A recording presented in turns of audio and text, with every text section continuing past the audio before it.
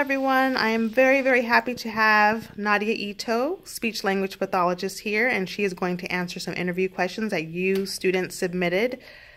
So, Nadhiya, thank you so much for taking time out of your busy schedule to talk to us today. Can you just tell us a little bit about your inspiration for becoming a speech language pathologist, and for our students who might be interested in pursuing the same field, some of the qualifications and training? Okay, well, I was always interested in medical fields. So when I was in high school, I thought I was going to do medicine. But then I also had this passion for languages. And when I found out about speech pathology, it was just a perfect combination of both, medically related, field, sciences, and also languages. Awesome, thank you. So if a student wanted to go into speech language pathology, what kind of education and training would it require? So right now, the minimum requirement is master's degree in communication sciences and disorders, or speech pathology, depending on how the university may call it. And then upon graduating with your master's degree, you have to pass an exam called Praxis. It's a comprehensive exam. And then you will do a clinical fellowship for 9 months full-time, and then you get your license to be a speech pathologist. Awesome. So altogether, it would take someone after graduating with their master's, how much time? After master's, maybe 9 months. Okay. Yeah, to 1 year, yeah. Great, thank you. Can you tell us a little bit about the clinic here where you work? Yes, so I work for Los Angeles Speech and Language Therapy Center. I have been here for, this is my 14th year. I started as a clinical fellow right after grad school, and I'm a clinical supervisor now. And this clinic was founded in 1979, so we've been in existence for 39 years. And we have a strong emphasis on working with children or individuals with autism spectrum disorders. Great, thank you so much. So what then would be some early signs of autism, and at what stage or age should a parent raise questions or concerns that their child may possibly need a speech therapist? Okay, so autism spectrum disorders, or we may call it ASD for short, it is a spectrum disorder. So you may not see all the symptoms or characteristics in across the the spectrum. But the main things, the main characteristics that you might, notice are, lack of eye contact, of leading eye contact. Some of the children, when they are young, may not respond to their names being called. Loss of language. We've had a lot of clients that come here and parents say, the language development was fine, and one day, my son woke up and, wasn't saying anything. That is not uncommon. Wow. And then speech and language delay, and then, of course, the hallmark of autism is deficits in social communication. So difficulty, communicating, engaging in back and forth conversation, or even, play skills, social skills, playing with other peers, maintaining friendship, understanding emotions, understanding non-literal language. These are the characteristics or hallmarks of, individuals with autism.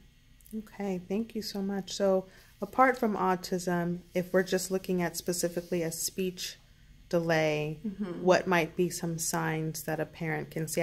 I would assume that there are some overlapping signs, some that you mentioned, like regressive speech, regressions in speech, but anything else?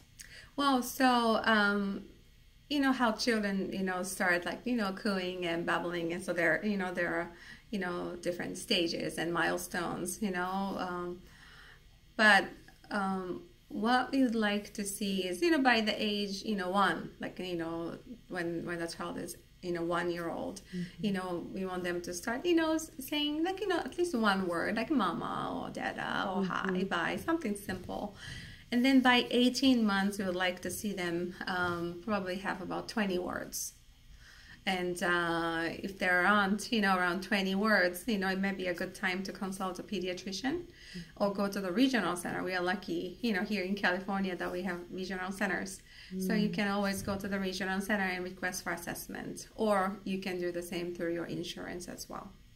That's great. Can you tell us a little bit about how speech pathology can be integrated into K-12 schools that help the teachers' lesson plans to close the gap between students with language or literacy delays and those who don't? Mm-hmm.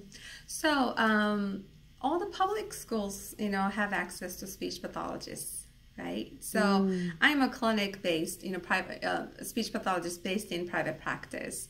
So we do typically follow medical model, whereas speech pathologists that work in schools, they follow the educational model. So what's really nice in being able to have access to speech pathologists in school is that the speech and language goals that they work with their students are aligned to the curriculum. And because those goals are for the children or the students to have access to curriculum. So I've actually worked in schools for 4.5, almost 5 years, and we always collaborated. So special ed, teachers, resource, room teachers or classroom teachers, we always communicated, regarding this, the speech and language needs of the students. That way, there was always a carryover, from what we've, taught the children in speech therapy to classroom setting and vice versa. Good. So a lot of collaboration to help, yes, definitely, help close those gaps. Thank you. Nadhiya, can you please tell us what advice do you give parents that would help their children to be on track with language development?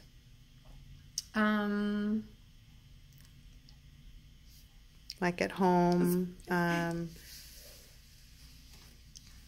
I'm sorry, repeat the question. Sure, yeah. What advice would you give parents that would help their children to be on track with language development?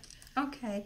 I would say talk to them, make time to talk to the children, communicate with them, read books, reading books, it's a great thing for vocabulary development, also, enhances comprehension. But I think, and also, talk to them, have them engage in conversation, or if they're young, take time to listen to them, and sometimes I'm a parent too, so I understand this, firsthand, but, when the children are young and when they say, and as a parent, you would know what the child wants. But if you just give in and, just because you understand and you give, everything to the children, that's kind of not really helping them. Sometimes, we have to challenge them so that they can learn, they can use the words that they're learning, So as part of speech therapy, we do train parents to help them, help their children communicate at home, because if they are not having to, having the children, use words to communicate, then, there's no reason for them to talk. Right. Yeah.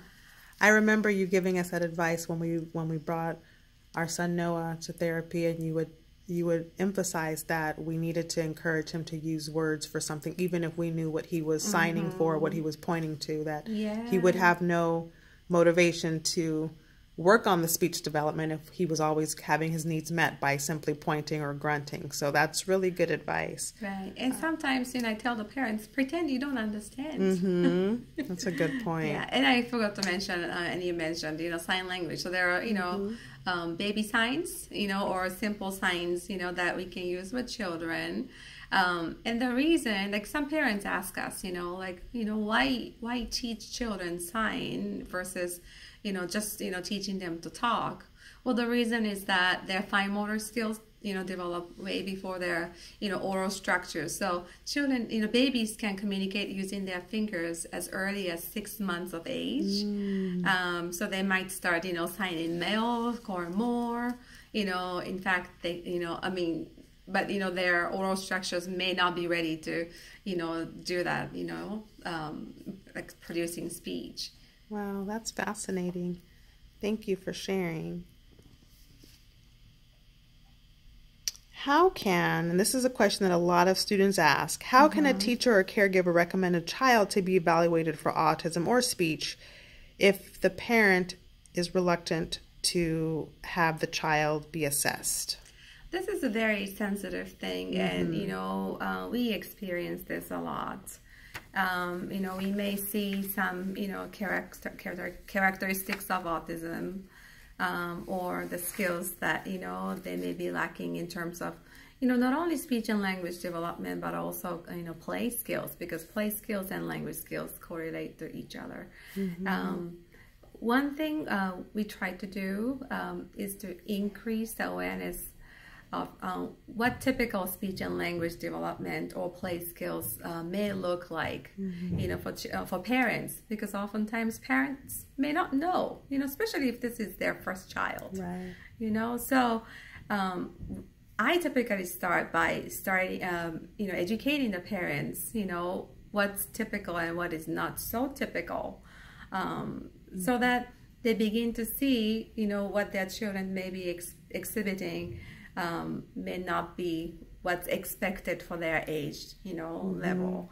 So I would start there, and then hopefully, that'll, kind of stir the curiosity in parents, and, they might do their own research, and then, I have many parents come back to me and say, now that I know my son's not, doing what they're supposed to be doing, what he's supposed to be doing at this age, and I did some research and I have more questions, can we talk?